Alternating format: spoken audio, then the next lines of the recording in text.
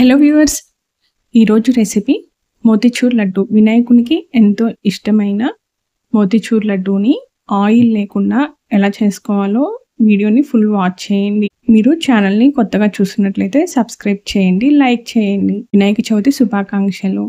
రెసిపీకి main ingredient జొన్నలు. తెల్ల జొన్నలు 1 కప్పు తీసుకోవాలి. వేడి నీళ్ళు 2 కప్పులు సుమారు వేసుకోండి. అందులోకి జొన్నలు 1 కప్పు వేసేసి 10 నిమిషాలు నానబెట్టుకోండి. నానబెట్టిన తర్వాత ఒక జల్లెల్లో వేసి ఉంచండి. ఇలా జల్లెల్లో వేసిన వాటిని పలుకుగా గ్రైండ్ చేసుకోవాలి. ఇక్కడ 4.5 కప్పులు నీళ్లు వేసుకొని వాటిని మరిగించాలి. మరుగుతున్న వాటర్లో 1 టీ స్పూన్ నెయ్యి వేసుకోవాలి. Saffron food colour 1/4 teaspoon, అందులోకి హాట్ వాటర్ వేసేసి మిక్స్ చేసి వేసుకోండి.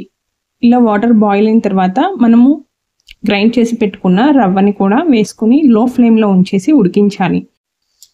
లడ్డూకి ఈ మిశ్రమము చిక్కపడుతూ ఉన్న టైంలో 1 కప్పు షుగర్ వేసుకోవాలి. మీరు స్వీట్ కనుక ఎక్కువ తినేటట్లయితే 1 కప్పు, లేదంటే 3/4 కప్పు వేసుకొని ఉడికించండి.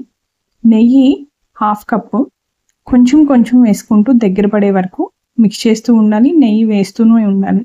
మిక్స్ చేయకపోతే కింద అడుగంటిపోతుంది.